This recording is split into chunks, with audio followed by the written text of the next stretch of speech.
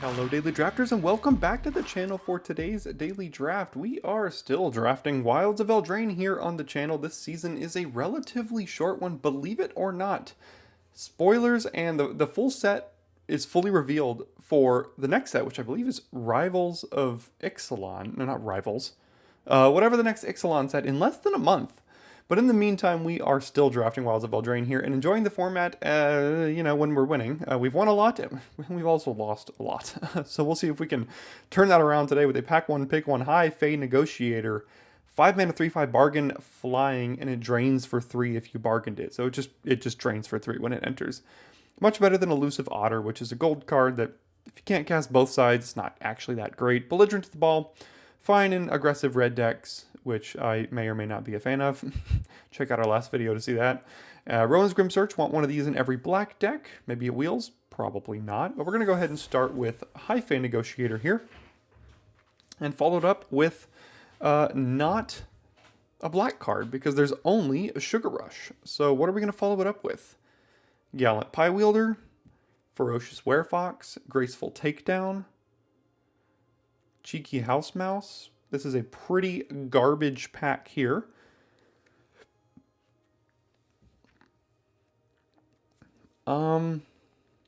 Which is better, Graceful Takedown or Ferocious Werefox? This is a close one. And then I guess which is better, Graceful Takedown or Gallant Pie Wielder? And also which is a better deck, green-black or green or black-white? If we want to try to actually play this Negotiator, which we probably do. It's the best card in our pile, no matter what we take here. I guess I'll take a Takedown. I do like green decks in the format, and I think Takedown is pretty good with the kind of the expensive green creatures. Now, this is a difficult pick for me between Redtooth Vanguard and Hamlet Glutton. I love both of these cards. They're both very good. I think Redtooth Vanguard is the correct pick here. But if you watch this channel, you know I'm taking Hamlet Glutton because that's probably one of my favorite cards in the format. It's a 5 mana, 6/6 trample, gain 3 life with upside depending on what you bargained, because that's what you're going to be doing basically every single time. So let's take Hamlet Glutton here, and then we can follow it up with Howling Gale Fang, which is a great green card as well, versus yet another Hamlet Glutton. We have to watch out our curve a little bit. I'm going to take the Gale Fang here, not because I think it's better than Hamlet Glutton. I think the Glutton is better than the Gale Fang, but it's 1 mana cheaper on the curve, and there's a chance we see more Hamlet Gluttons in the future because it's common, and the most I ever really want to play is like 3. 2 is probably ideal, but the Gale Fang, I think, gets that tiebreaker here for me. So we'll go ahead and take the Gale Fang, and we'll see if black ends up being particularly cut here in pack 1, where we can't really pair green with it. But let's see.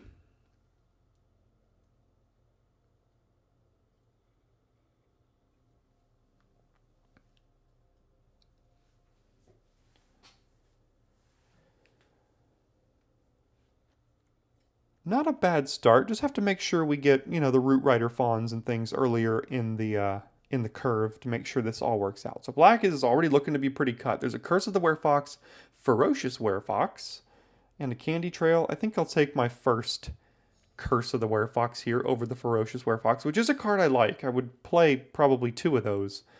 But I'm already just slightly worried about my curve against the aggro decks that always beat me that I can never win with. So we'll see if we can make sure. Like, Root Rider Fawn's the perfect card for that. Redtooth Vanguard, which I already passed, is a pretty good card for that, but there's no guarantee of seeing a Hamlet Glutton. And when you see one, take it and move in.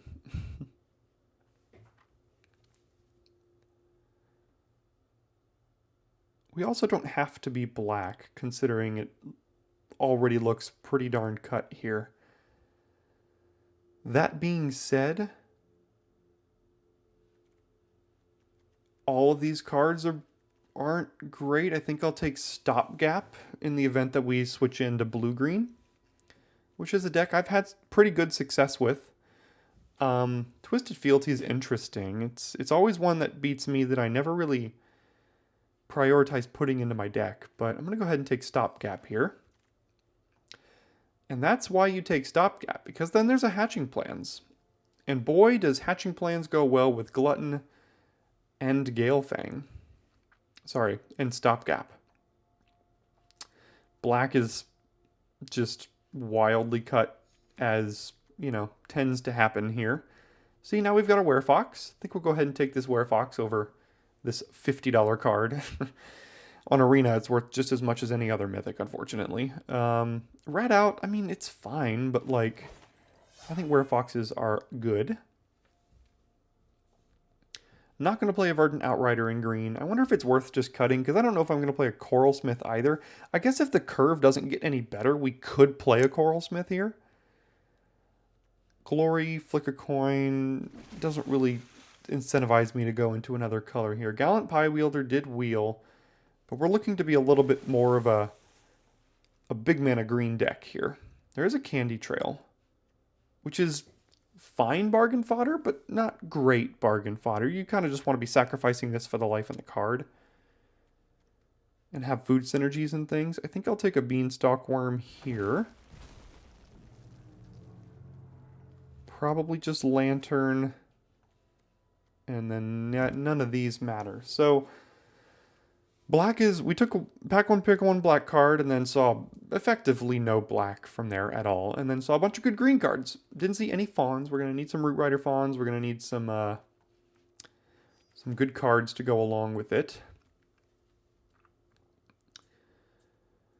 So, I didn't see the Taken by Nightmares. This is a close one because Regal Bunnycorn is obviously a great card. Don't get me wrong. And if we're base green, maybe we could, like, splash this thing. It's just Taken by Nightmares is a very good card. Black might be relatively open in pack 2 for us. I'm not tied to these Coralsmiths. These cards are slightly better, but Taken by Nightmares, we already do have a good amount of 4-drops, which makes it slightly worse for us. Could very, you know, green-white is a fine deck too. And the Bunnycorn is a reason to get into it. It's also a good 2-drop, which we're lacking here. Black was so cut that I'm going to go ahead and take the white card here. And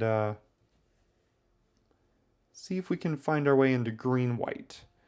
Now there's a Royal Treatment, which protects all of our creatures, which is pretty good. There's an Evolving Wilds, there's Feed the Cauldron, and then a bunch of other things for other people. I think we'll go ahead and take the Royal Treatment here. Now we have the Brave the Wilds versus Redtooth, Genealogist, and Curse of the Werefox, and Moment of Valor, I guess, is what we're looking at here.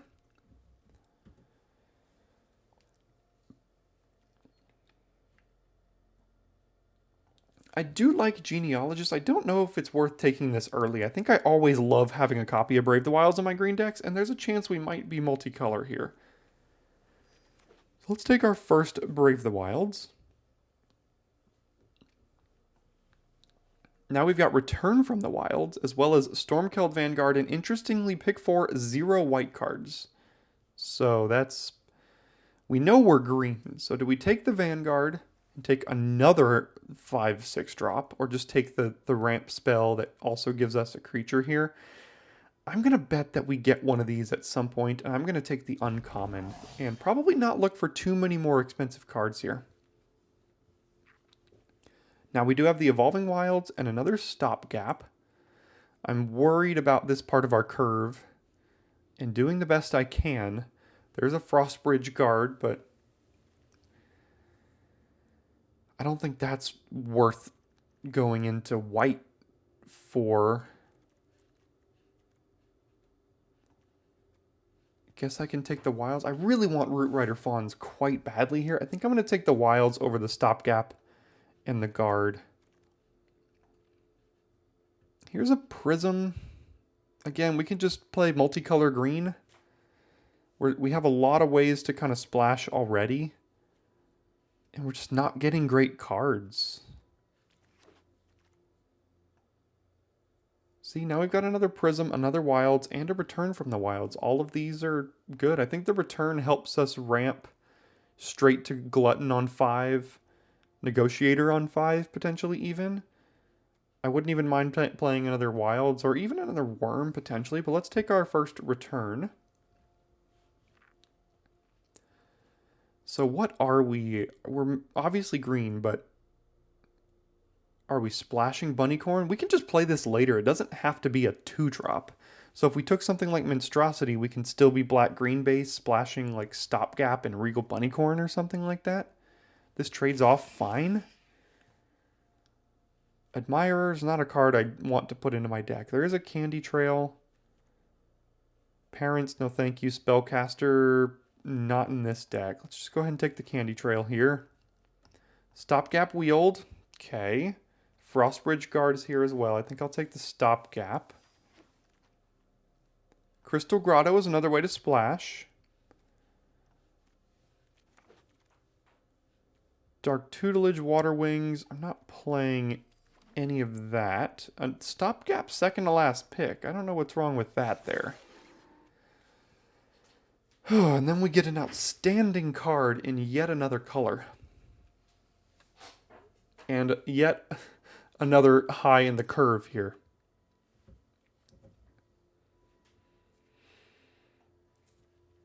Could take a 4th Stopgap. We could take a Rowan's Grim Search. Currently have 8 creatures and not a ton of removal. The Stopgap's kind of removal. I just don't think Decadent Dragon is for this deck here. So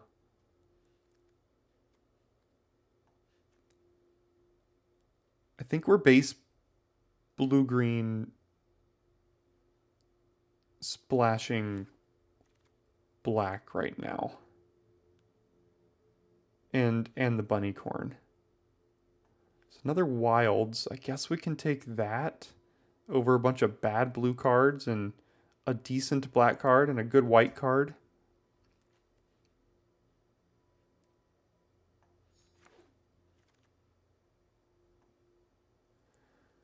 How many expensive creatures can we take and play? I mean, I don't know if we can get to them is the issue.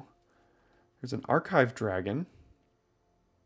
I don't know if we can play this Negotiator here. The Archive Dragon is good. Curse is fine. It's just, it's going to be like a turn 6 or 7 play for us. I think I'll take the Dragon.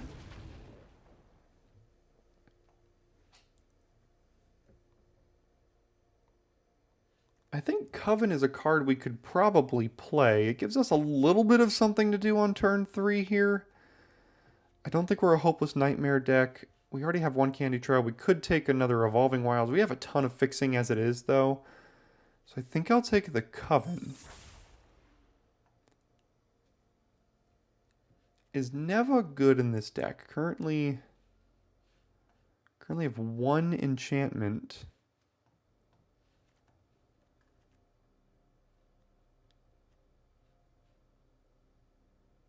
I'm not playing anything else here.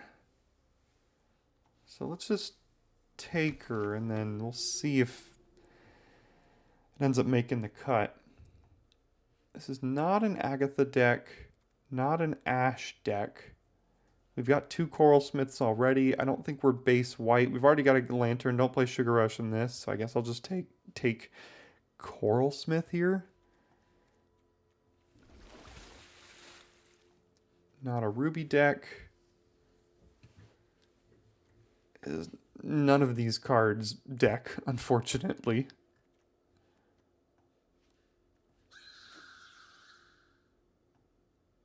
Gatekeeper, another Werefox, another Candy Trail. I do like Gatekeeper because it does give us something to do early. Most of my good, expensive decks have a couple copies of Gatekeeper in it.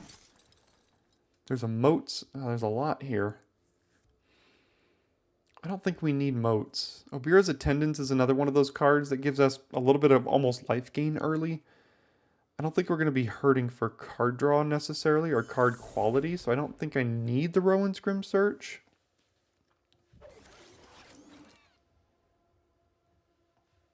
Definitely an interesting draft that never really got there for us, unfortunately.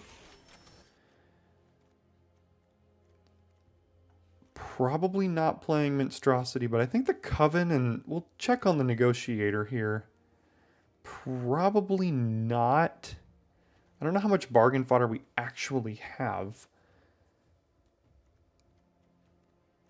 We've got the tokens from this. We've got this goes up here and this goes up here. I mean, this is what our curve is looking like, so I'm slightly worried. By slightly, I mean like kind of very. We didn't see any Root Rider Fawns all draft. So if we go up against aggro, we lose. And if we go up against control, we win. That's basically this deck. I don't think this is a Neva deck. Put Toadstool Admirer in the deck, but that just seems not good. The Worm can help us ramp. We might even need to play 18 lands in this deck just to make sure we can get to these cards and don't get stuck on 4 or 5. Well, no, we've got Double Rave the Wild, so I think 17 is okay. We've got a Return from the Wilds. Again, this goes basically here. Our only bargain fodder is a monster token that isn't going on anything cheap. Token here. Prism, Candy Trail, Hatching Plans, token here.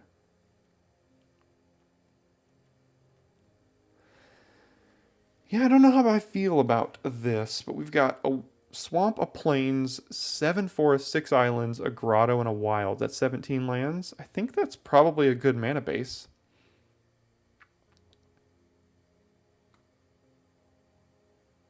Yeah, I do not know about this one. Definitely do not know about this one. It's going to be interesting. Could be very quick, could be very long. You know because of how long this video is. I don't. See you in game 1. Alright, we do get to go first. Here we've got Worm on 2 to ramp, and if we draw another land, then we can ramp again, and then we've got all of our stuff going on here. So, ideally we hit at least one more land drop, so we can cast Worm on... So we can, like, take advantage of the fact that we're hitting another land here.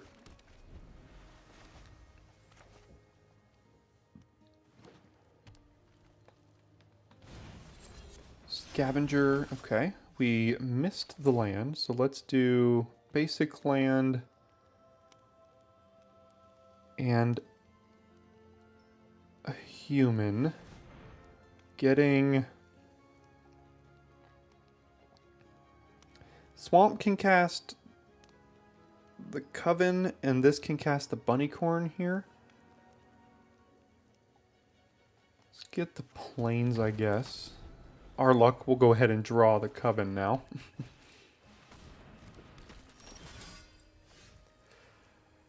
Not quite.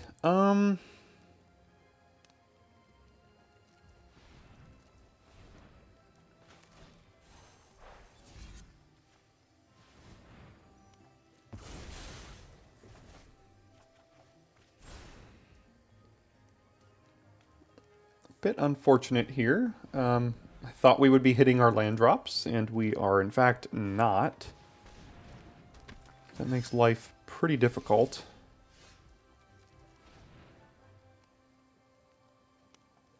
I think I'll do this in case I draw... Well, if I draw Bunnycorn, I can still cast it off of the Prism here. So let's do it this way. Let's miss another land drop. And then I guess we'll do this. I mean, this game would be over if we had hit all of our land drops here. We've got all of the creatures that just start swamping the board here. I can cast a Glutton.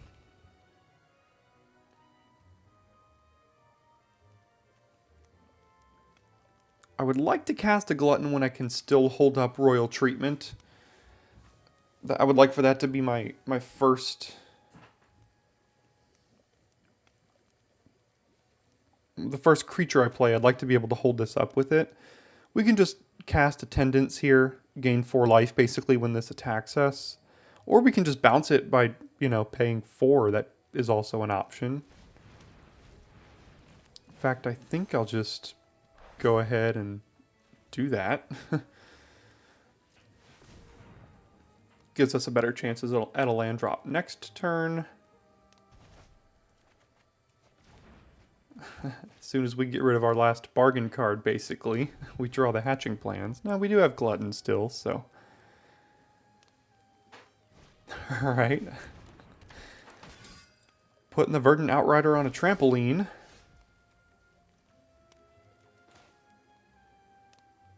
Let's go ahead and do this and this. Play the plans. Next turn, we can play Glutton. Sacking the plans.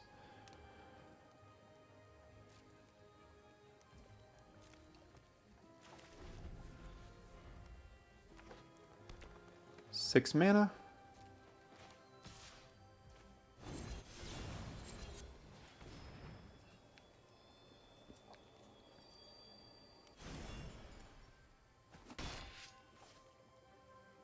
What is the play? Hollow Scavenger and nothing else.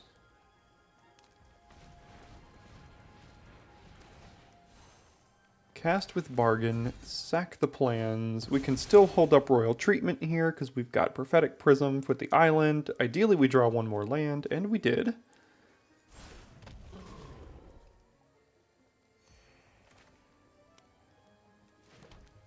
Not going to tap out. As long as I've got treatment. I could do takedown or something, but again, I've got treatment here to stabilize this board for us.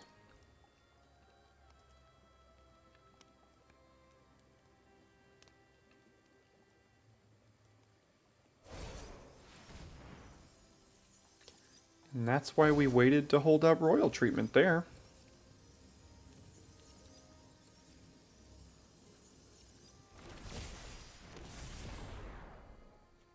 Hexproof and Ward 1. You getting through this? Didn't think so. I guess they can... No, they can't attack with either of them here. So let's play Swamp. How much mana do we have? 1, 2, 3, 4, 5, 6, 7, 8.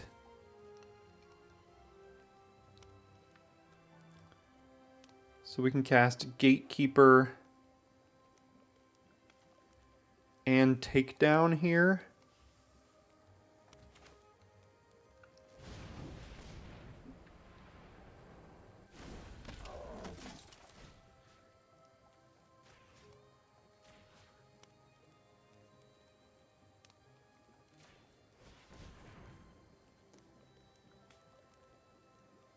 And now we've got the fatties on the battlefield.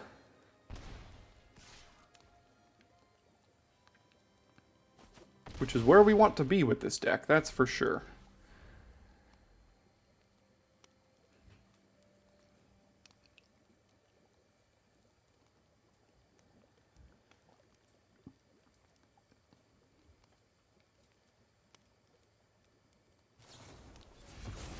Down goes Gatekeeper.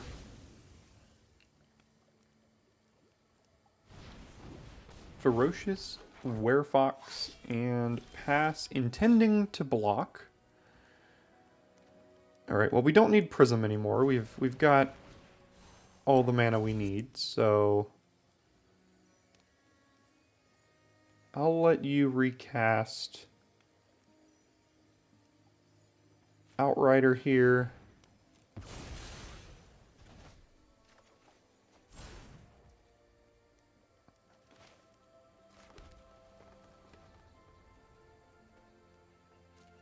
Go ahead and get in. And then I was going to replay one here, bargain this thing away, bounce that. And, I mean, now you see why Stopgap is so good. They never hit us once that game. We just bargained things away, paid 4, paid 2, bounced everything back, and there we go.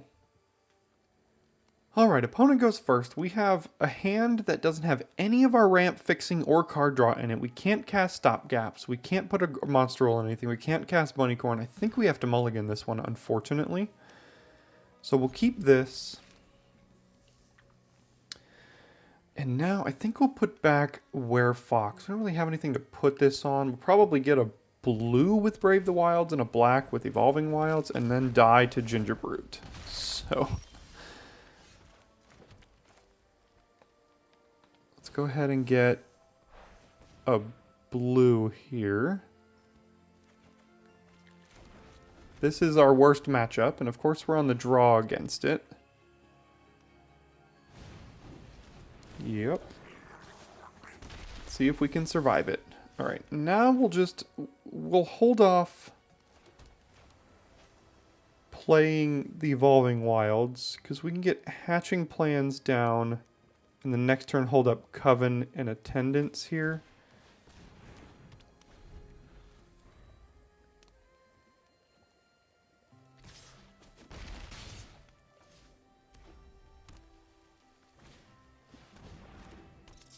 Yeah, I mean, this is our worst matchup for sure. Now I'd like to play a Galefang next turn, but I mean, at this point what they're going to do is they're just going to swing, hit us to about 9 or 10. We play a creature, they kill it, they swing, they hit us to about 3, and then I think we're dead from there. So that is the disadvantage of playing decks like this, because you get to go up against Gingerbrute, 1/2 into 3 drop, and have 4 creatures on the board on turn 3. So let's go ahead and just get another green. And then pass and use this on whatever has the highest power.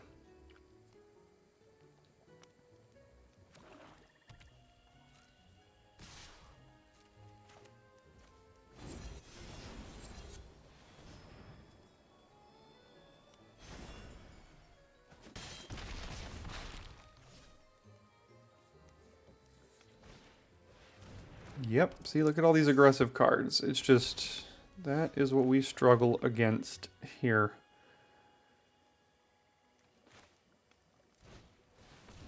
This thing can't block, can it? No. Alright, well, you get to take 4 now. Land would be great. That would let us glutton, bargain, and gain 3 life here. But I'm still just wondering if it's enough. That is some reach that we're going to struggle against.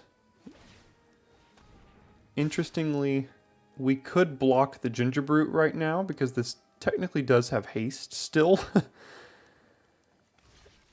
1, 2, 3, 4, 5, 6, 7. We go to 4.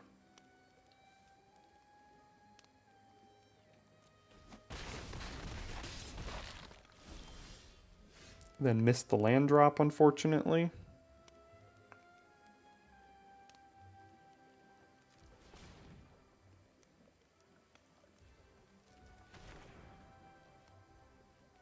That probably does it. Yeah.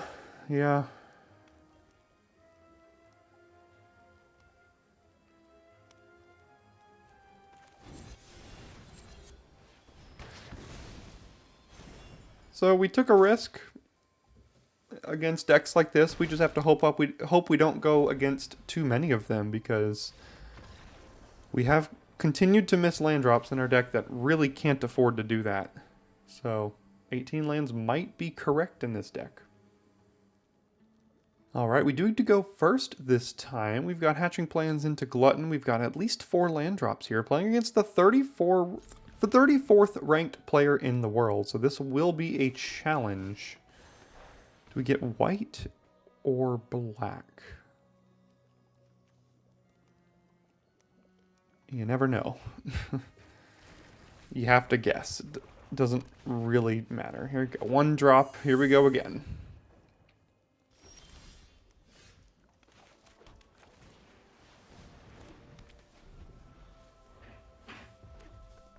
Black-red aggro once again, maybe? Here comes a 2 drop. Nope, just more aggressive creatures. 1 drop into 1 drop.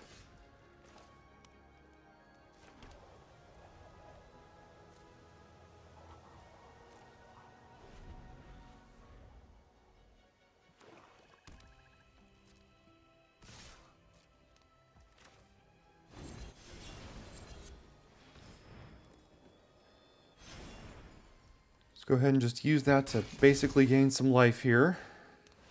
They play another aggressive creature. Alright, so I said if we go up against aggro, we probably lose, and this will be 2 to 3 here.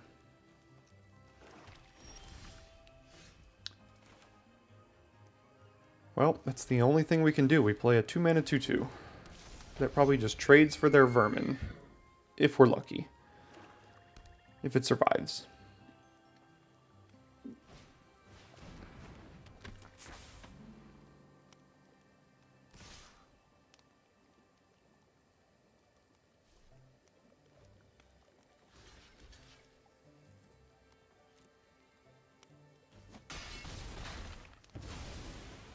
Going up against 2 of the exact same decks that are our worst nightmare here.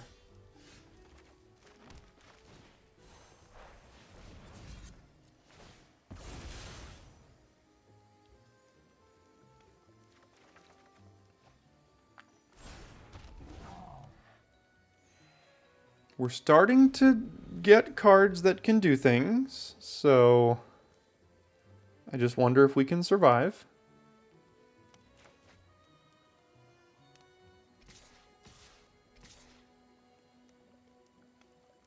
So this can give an attacking rat they control Death Touch, so we can't really block their rats here.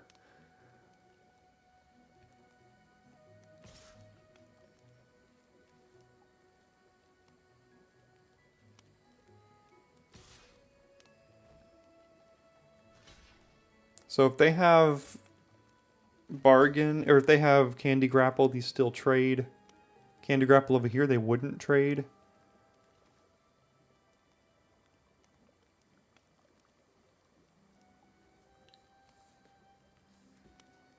Next turn, I'm probably playing Galefang and Gatekeeper here, I would think.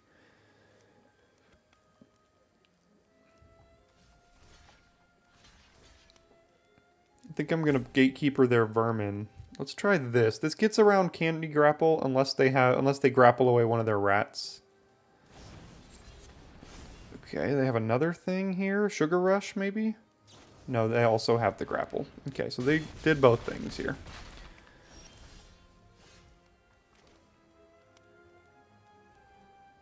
So we go ahead and Gatekeeper.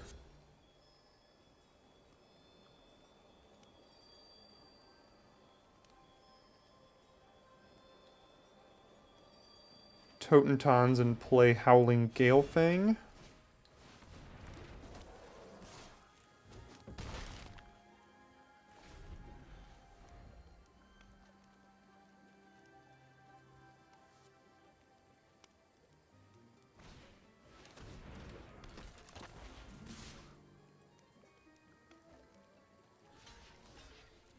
See if they have Rat out.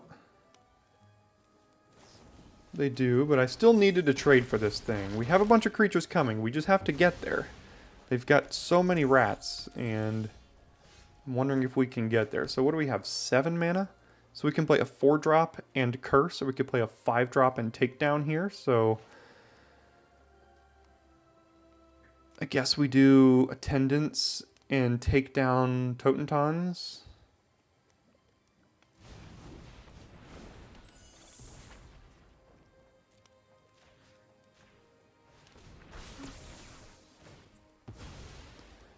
And now they just have all the rats in the world, and I'm not sure we're going to be able to go wide enough to defeat them.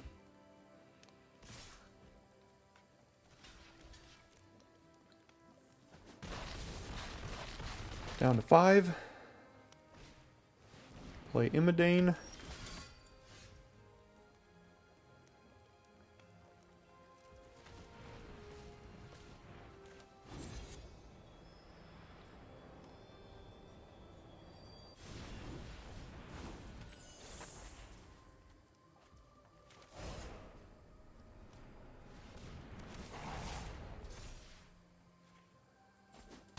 Now we have to go to 2.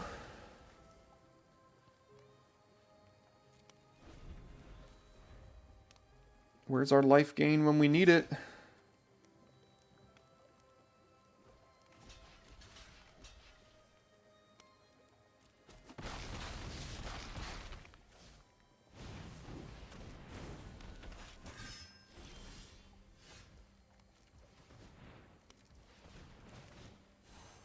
bargain getting rid of a rat.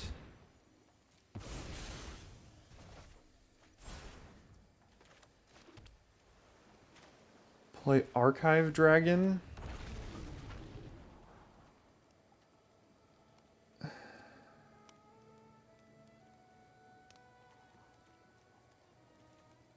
So if we keep Stopgap and we draw Beanstalk Worm, we can't cast it or Balloon as Gatekeeper. So 1, 2, 3, 4.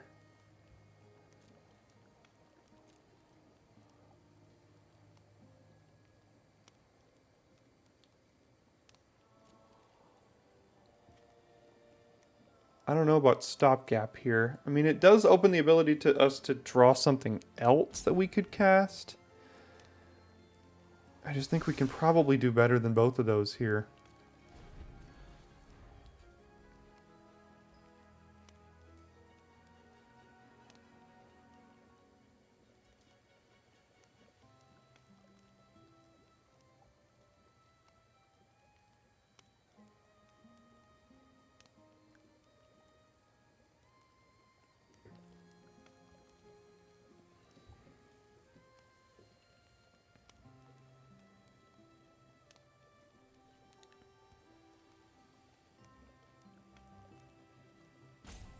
Torch the tower.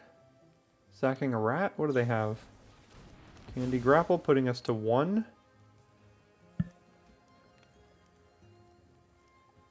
No? Okay.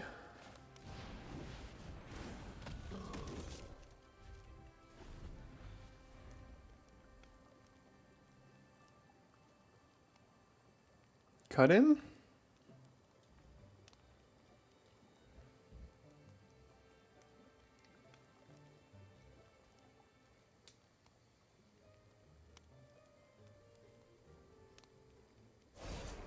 Yep, it is cut in. Go to 1 now?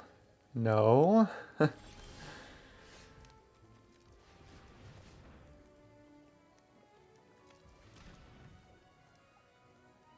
So our splashes don't matter anymore, so we could just do this.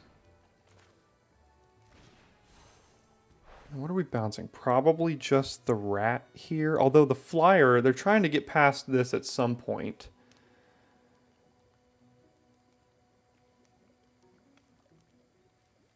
If I do this, they get to surveil. But if they have removal for the dragon, we lose next turn. So I should probably try to do this here.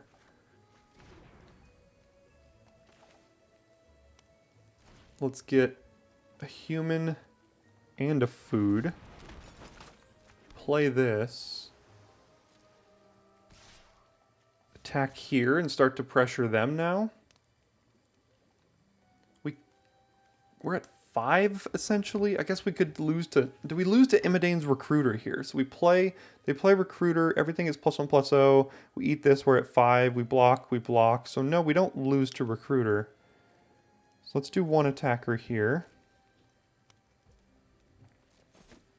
I don't feel like waiting on this. We're not bluffing anything, so let's just eat this food here now.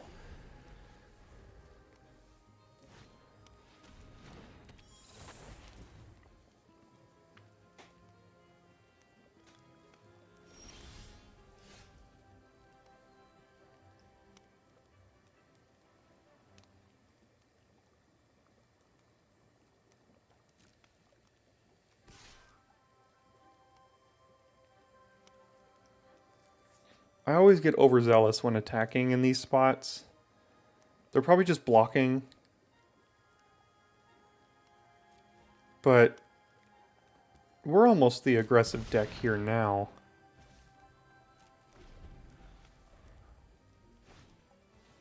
That has haste. Oh, they got us. I don't know how, but they definitely got us here. No Crescendo? Yeah. I knew I shouldn't have. I mean, I knew they had... I should have known they had that in hand and were just banking on us overextending at one point, and that's exactly what I did. I played right into it, and I needed to hold that creature back. There was no reason for me to attack there. We win the long game. That was all on me. Alright, gonna start this one off with another mulligan. And, yeah, I'm not gonna mulligan again. So let's see if we get a start on the draw against another red aggressive deck. And here we go. Gotta love to see it. Still feel bad about that last game. That was 100% on me and should not have attacked. Don't know why I did. I knew they had one card left in their hand the entire time.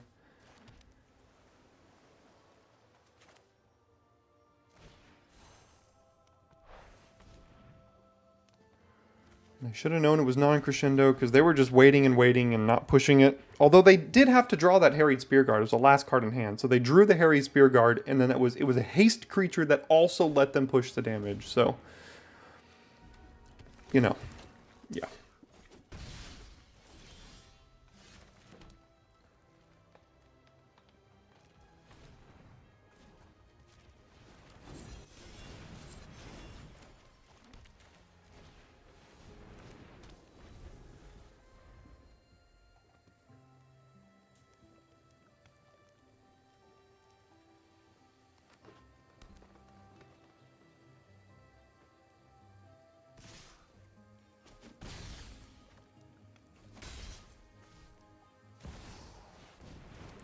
Blossoming Tortoise. Get a free land.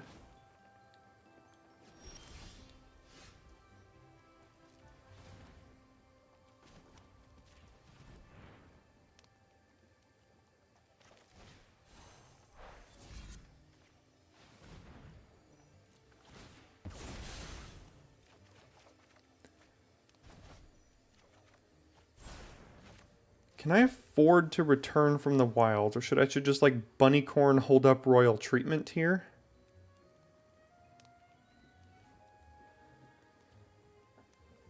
No, I think I can. Let's do these two. I'm getting a green. And now next turn we can glutton even if we don't, even if we block with this human.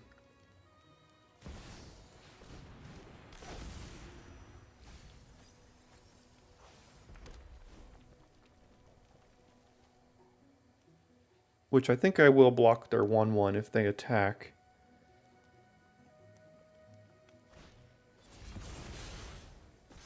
Well, now they have a 4/4.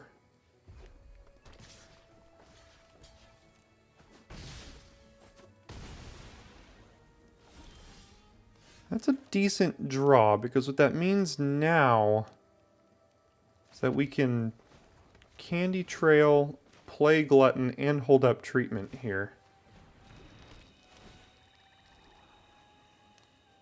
Gatekeeper seems fine.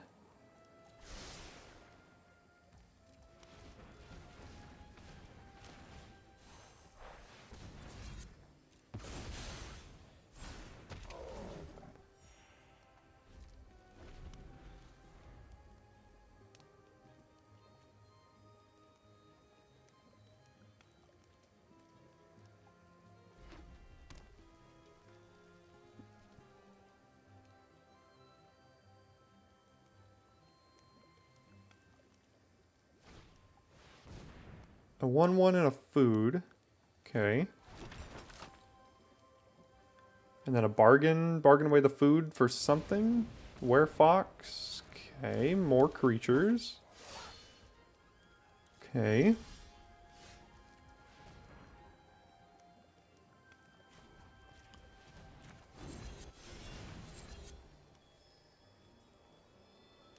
Oh, it doesn't say non-land creatures, so we get rid of the mountain. For sure. Oh, do they have a royal treatment? Oh.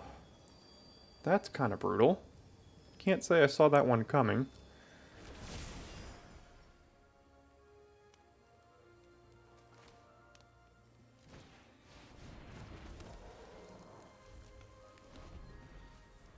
Cannot say I saw that they had a royal treatment. Bit unfortunate there. What did you top deck? Something great? No. What do we top deck? Something great? No. 1, 2, 3, 4, 5. Beanstalk Worm. 1, 2, 2 mana 4/4.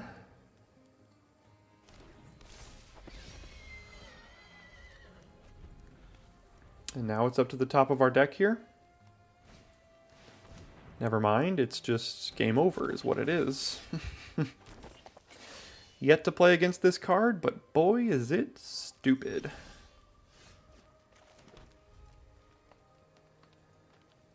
Alright.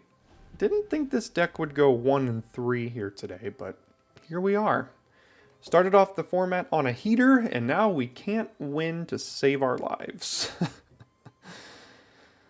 So that is terribly unfortunate.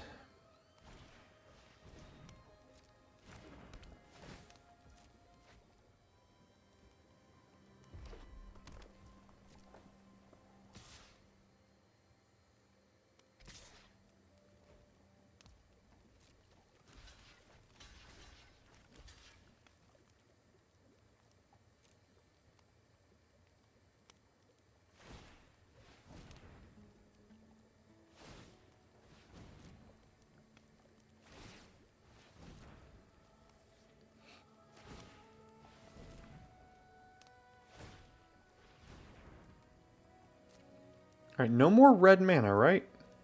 They don't have any way to make red mana? Not that I can see.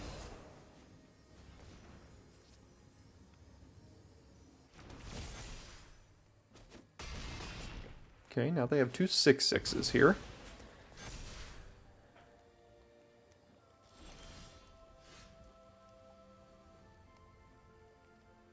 I'm just going to go ahead and get their last card while I can. Probably a land, but, I mean, it's something.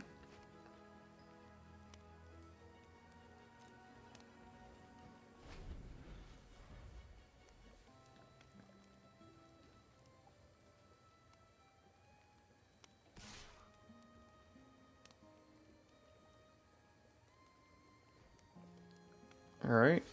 If you drew a combat trick, you drew a combat trick. Otherwise, you're just giving yourself a 12/12 here.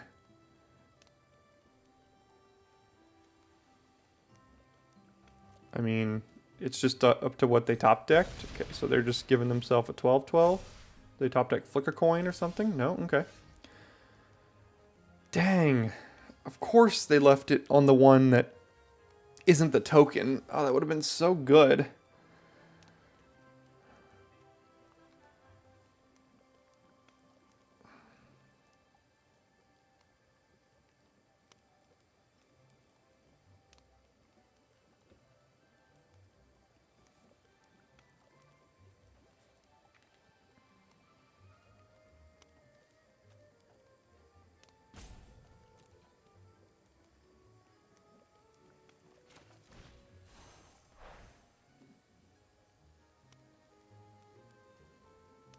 I could return the Coven to my hand to make them discard this card, but the fact that they didn't play it last turn means it's probably a land.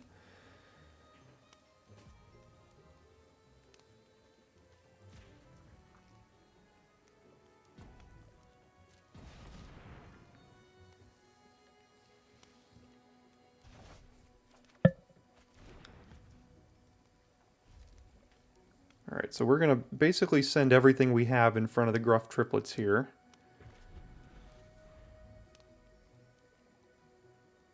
They didn't have a combat trick last turn, so they would have had to top deck one if they attack with it. So we technically could block with Glutton and Beanstalk Worm here.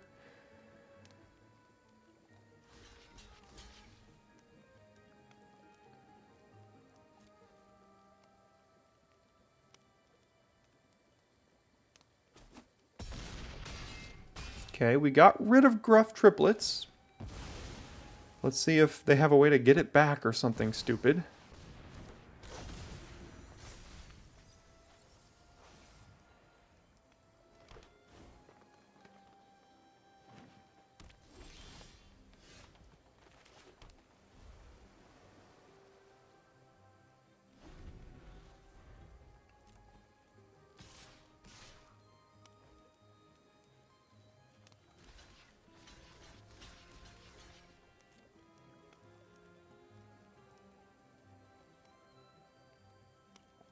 We are slowly losing this one.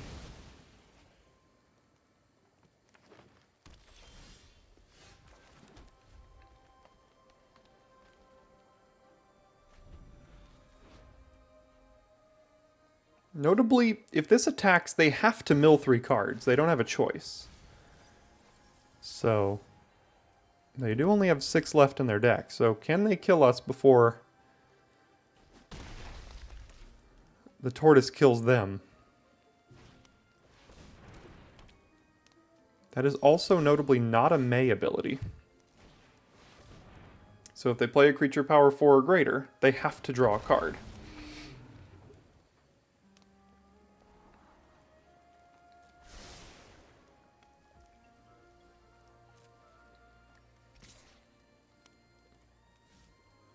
Is it worth attacking? If they draw removal for this, I want to be able to block. I'm probably winning on decking at this point. I regretted attacking last game, so I'm just not going to here. I don't think there's a reason to kill the Uprising, because, in fact, that almost hurts them more than it helps them at this point. So I'm just going to play a 6/7. And again, well, I mean, at this point,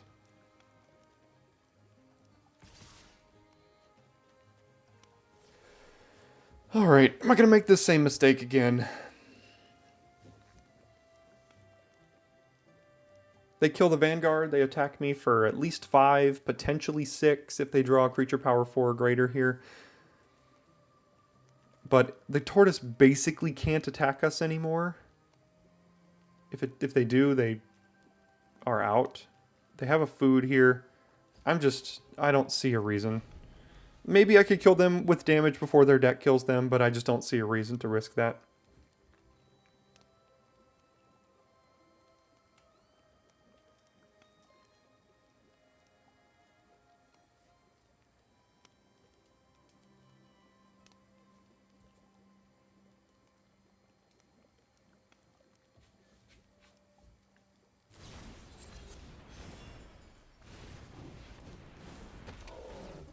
Strange. They didn't even need to cast the... Oh, I see what they did there. Okay. Because now it's going to be able to attack as a 3/3 double strike.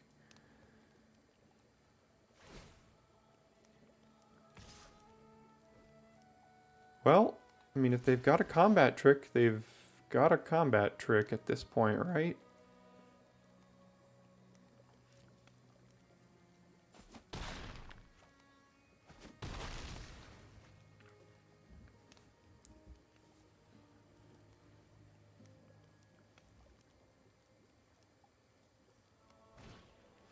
Sure.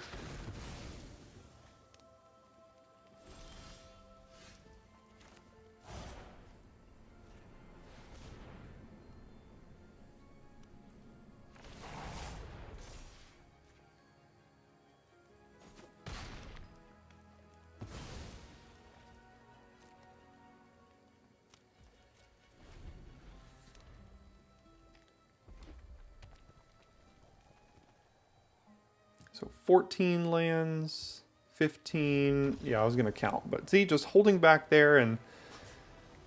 See, with overextending, they could have gotten double strike, and then they had a menace creature. It could have gotten bad, but I just waited it out. All right, we go first, and we've got Worm on 2 if we draw a land to be able to ramp. If we don't draw the land to be able to ramp... Actually, we'll probably still do it, because we got Prism on 3. Now we've got Coven on 3. We're never going to be able to get more value out of this than right now, right?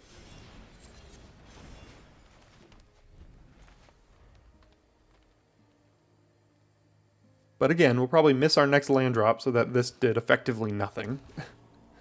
Playing against yet another red deck. And what is your 2-drop of choice? Nothing. Ooh, we found a land. Alright, well, I think I'd rather just hold up Coven than play the Prism here. Playing Prism means we don't do anything else. That was kind of stupid. That was the whole reason I held up Coven, was so that I could bounce that card to their hand, and I chose not to for whatever reason. Maybe it's so I can counter it on the way back down, if they choose to just play it here.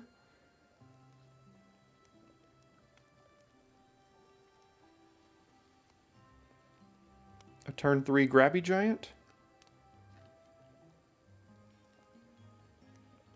Maybe I let it go because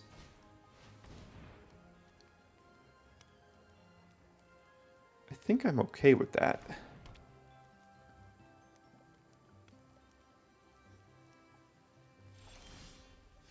Okay, so now, well, that was kind of a mistake to play that land pre-combat in case we drew something better.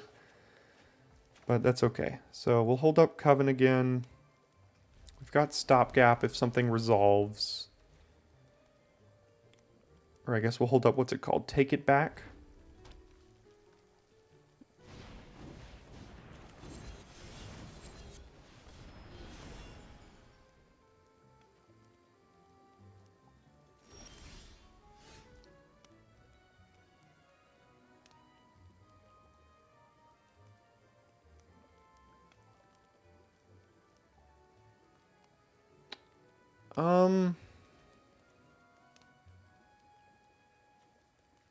I guess I'll just play Beanstalk Worm here. It's the most mana efficient thing to do. We don't have a land to go Coven and Bunnycorn because we can only cast one off-color spell here. So I'll just get a big chonker on the field here. How is Royal Treatment worded? They got priority only after we played that. So is it a creature they control or is it any creature?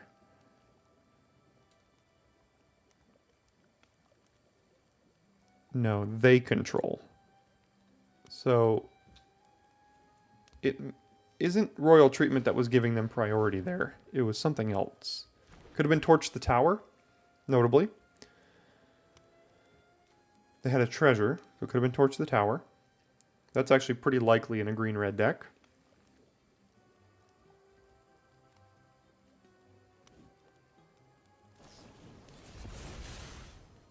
Or it was Stone Splitter Bolt, that too. Okay. I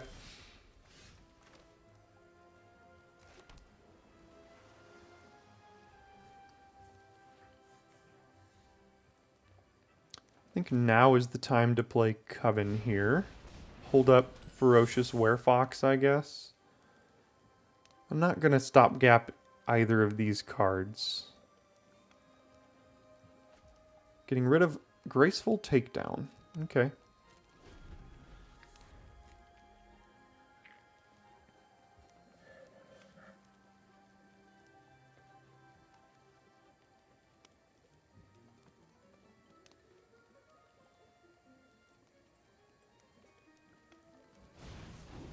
That should be fine. We can just bounce it again. Do we just put down a 3/4 flyer here? This has reach, right? Yeah.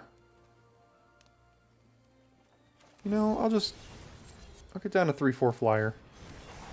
Makes our Bunnycorn better as well. So we do Bunnycorn, and then we bargain away the Prism because we don't need it anymore. We've cast all our off-color spells in the deck here. Makes the Bunnycorn smaller, but it'll be growing and shrinking as needed here. Technically didn't need to bargain that, but there were many 3-mana spells or 2-mana spells we could have drawn, which is why I did bargain it. Another Grabby Giant. Another top, and Graceful Takedown number 2. What else you got? Graceful Takedown number 2.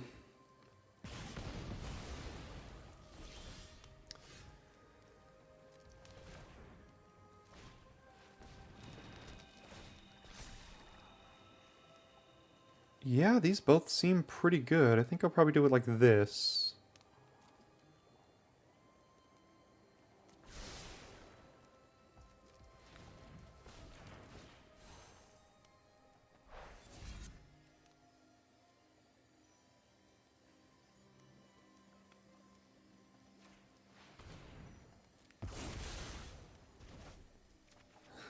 Just keep bouncing all their creatures here.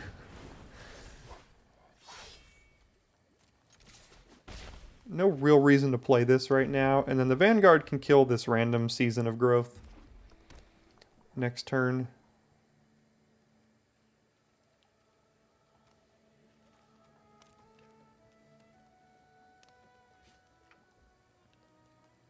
We are running slightly low on cards. Haven't found hatching plans yet, and we've gotten rid of a lot of our bargain. There's the Glutton. Interesting. So do we bounce the Glutton here?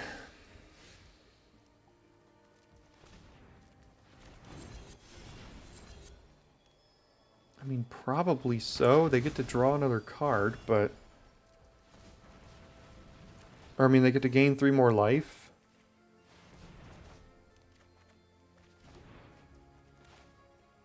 Fortunately, no bargain fodder for that. I don't really need another land here, so I'm just going to wait.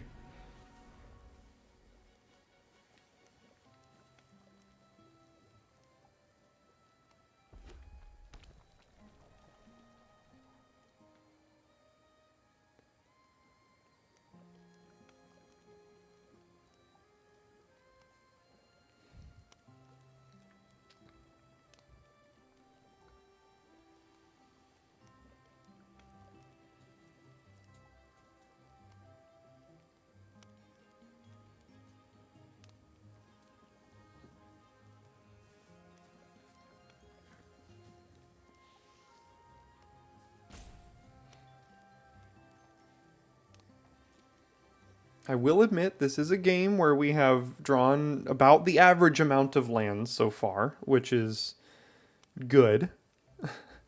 We have many games where we draw many more than the average amount of lands.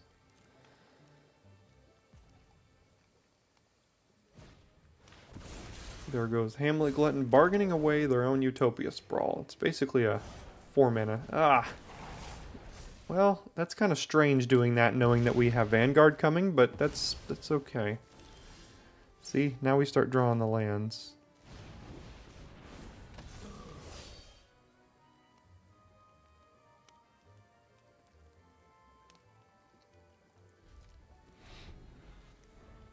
And it's not worth casting this card just to thin the deck. That's not worth a card. At this point, I'm just waiting to get any sort of bargain fodder to turn this into a 3/3. Notably, I can't really double block here because if I do, they kill the Vanguard and then this shrinks down to a 1/1 and then dies because it has... Well, it wouldn't actually have damage marked on it, so...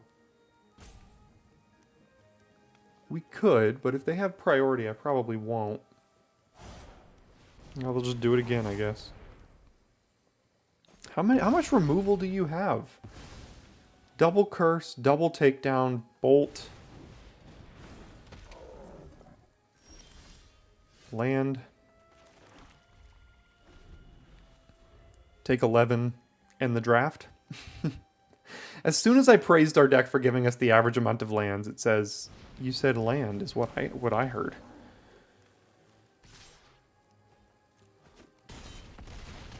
Yeah, now I think we're dead. After drawing 2 in a row there.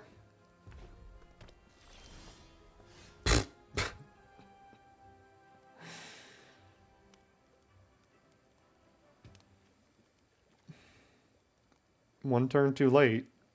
If we had drawn that with this still on the battlefield, we could have killed their Glutton and then we'd probably be in a really good spot here.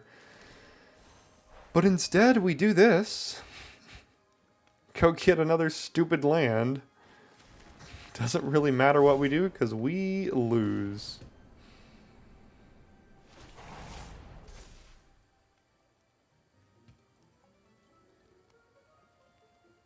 Two and 3.